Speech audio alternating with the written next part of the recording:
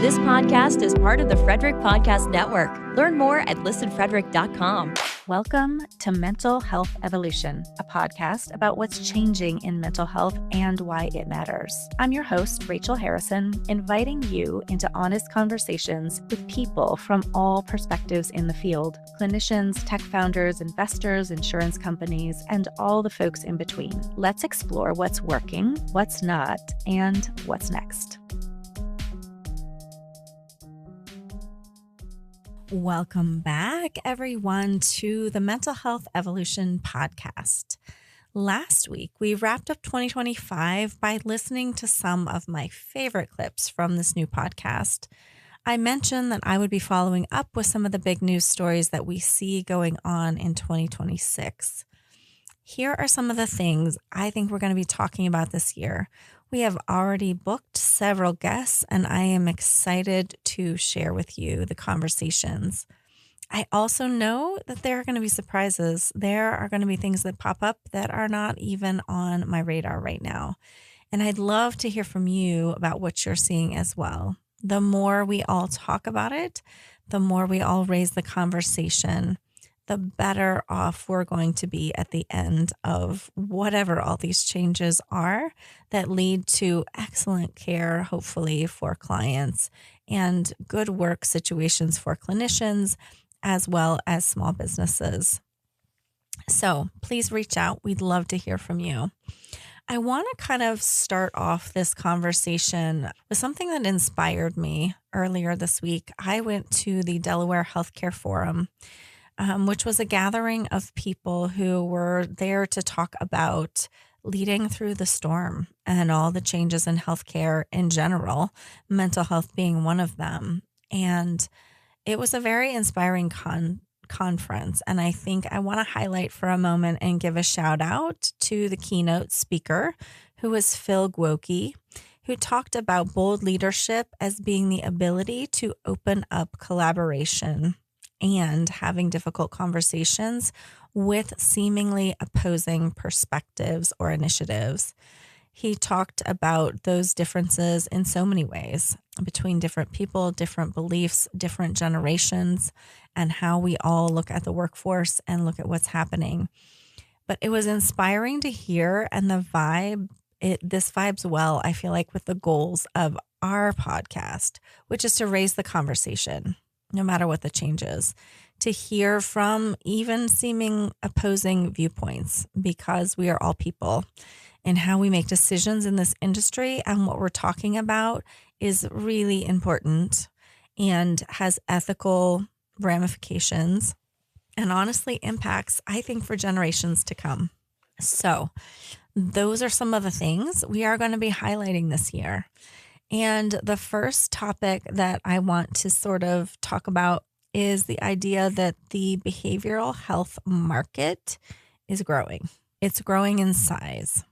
Recent research shows that the global behavioral health market is projected to grow around $330 billion by 2034. That is up roughly from $185 billion in 2025. That is an enormous amount of money.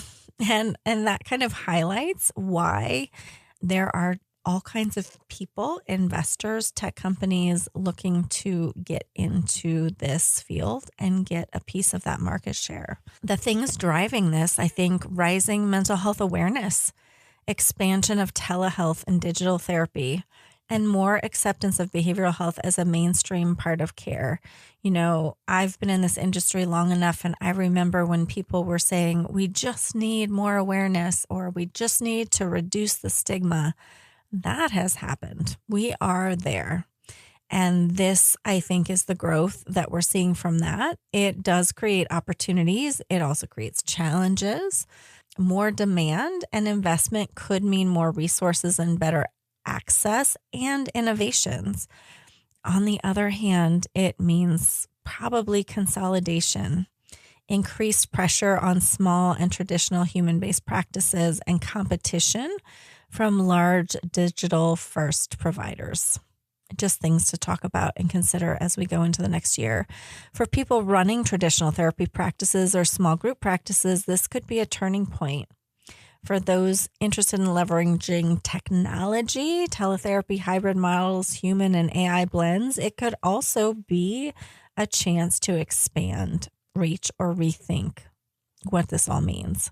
My hope is that no matter where this goes, we consider client care as being primary, and that we consider ethical considerations for all of the decisions that we make to the best of our ability.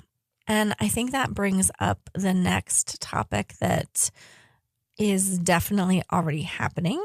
And I think we'll just talk about it more and more. We've already talked about it. You heard some of the clips from this in the year review of 2025, but the idea of hybrid care models, so like a human AI blend. And I think there are a lot more people looking into this. I think a lot of people are recognizing the pitfalls of AI. There are lots of lawsuits going on right now for harm that has been caused when AI acts as a therapist, especially all on its own. And so a lot of people, I think, are moving toward this AI assisted care, meaning AI can help with scheduling, administrative notes, treatment planning, outcome tracking, and maybe even providing support between sessions. And the hope is that if this is managed by a human, maybe it will not go astray as it has in some of the AI alone models. I think it's possible that this is a best of both worlds, figuring out how we integrate this, but also how we do this safely and wisely with client care at the core of what we're going to do here. And I think everybody's going to have to ask the questions of what are we comfortable with, what is ethical, and what makes the most sense in our context.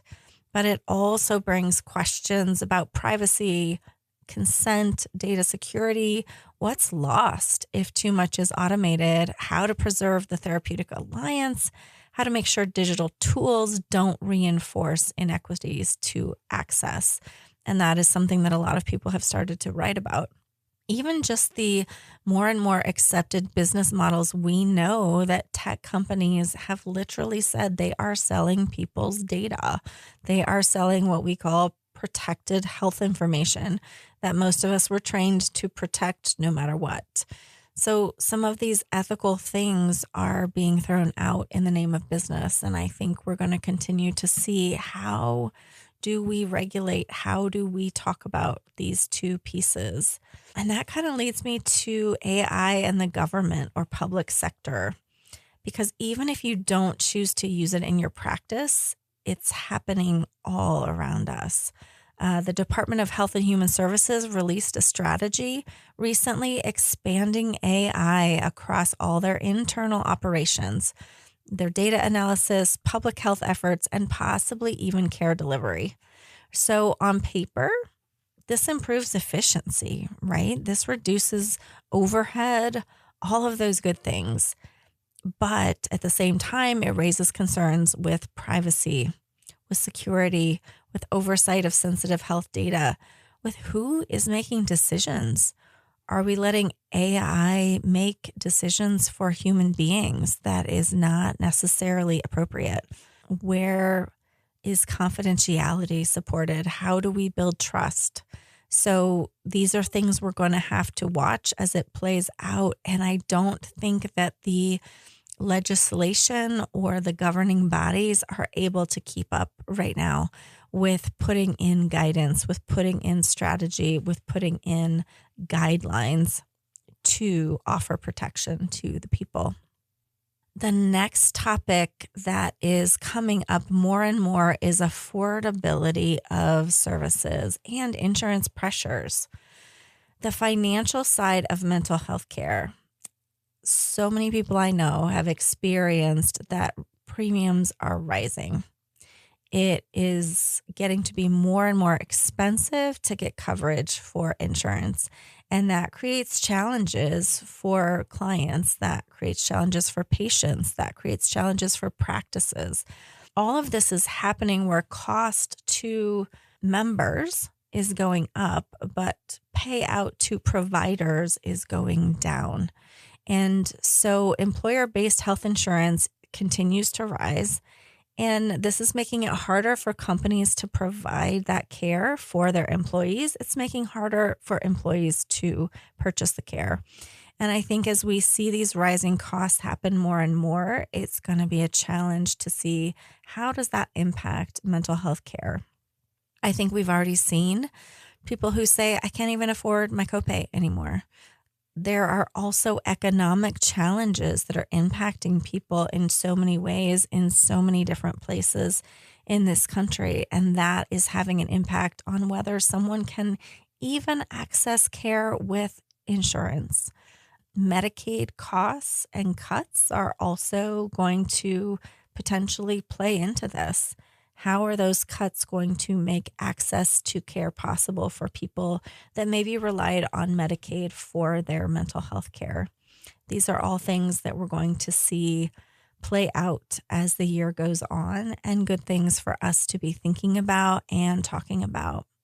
Finally, we hear a lot about global mental health crisis. And there are people who need care and cannot access it, but we are also seeing a shift now. Truly, the marketing of a lot of these larger tech companies has been that they are helping to bridge the gap, that there is a mental health crisis, we don't have enough providers, and we need to be able to bridge that gap.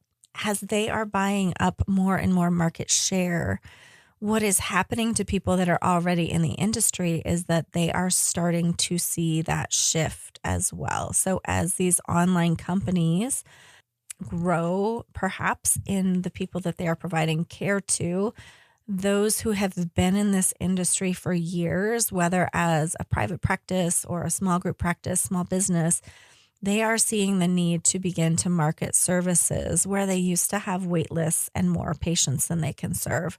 We are seeing a shift. It's been interesting to talk to different practices and different solo providers who are starting to say, I've never had to think about clients. There's always been an overabundance of clients or patients. And now we're starting to see that shift in different places. It's more so than others. But I think this is part of us seeing the trend of big tech companies and their market share. And that is reducing the number of people that are going to the smaller individual private practitioners. Maybe this could be said to be growth and part of what is happening. It's a little bit of what maybe happened with Walmart coming in and the small Main Street stores, if you will. So I think it's just worth talking about that while, yes, there are places where there are not enough services for patients, that is true. However, businesses, private practices are also starting to suffer and not having enough clients because a lot of these bigger companies and managed service organizations are hiring the very limited pool of clinicians. And so that's kind of another piece, is that we definitely have a workforce gap happening. The median number of mental health workers globally, so globally, not just in the United States, but is 13 per 100,000 people. That's tough. Government spending on mental health remains low, often about 2% of total health budgets, leaving, of course, gaps in coverage. But even as these gaps are happening, another gap I see is that we just said limited spending on calling a master's degree counselor or a master's degree social worker an actual professional degree. And so how is this going to impact an already low workforce of mental health providers? We're also seeing that the workforce is a lot of newer and younger providers that have come into the field, which is awesome. But there's also a need for training, for supervision, for gaining some of the expertise to deal with the complexity of mental health challenges that people are facing in this day and age. So another topic to talk about. So many options to making sure that we are, again, focusing on providing the best client care that we can possibly provide. I think that's a good guiding point, a good North Star for us to kind of look at and try to be focusing on. And how do we do that in a way that is beneficial, that is ethical, that reaches the people that need it the most, that reaches all people who need it, ideally. So these are the things on my mind. These are the things going into the new year that we are bringing on guests to talk about. And as I've mentioned, if you want to access any of the articles that I've referenced in here, they will be in our show notes and in our newsletter. If you are not receiving our newsletter and you'd like to, please email us at the MHEPOD, that's the MHEPod @gmail.com. You can also direct message us on social media, and we'll make sure that we can get you on our newsletter list. We also want to hear from you. You've heard about this. We have some polls out there, and we'd like to hear your suggestions on topics for guests, things that you're thinking about, things that are impacting you, no matter which part of the industry you're in, whether you're receiving care, whether you're providing care, or whether you are a business in this industry. So the work we do in this industry is important. It's important that we continue to raise the conversations with all of the players and that we make the best choices that we possibly can going forward. Here is to a great new year. I hope you all are taking care of yourselves, and I can't wait to talk more about the mental health evolution with you this year. Bye for now.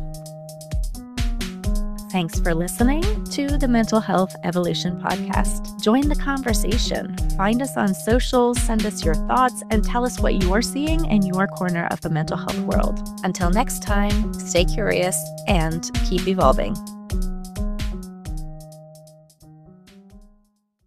Live radio, local podcasts, the Frederick Podcast Network at listenfrederick.com.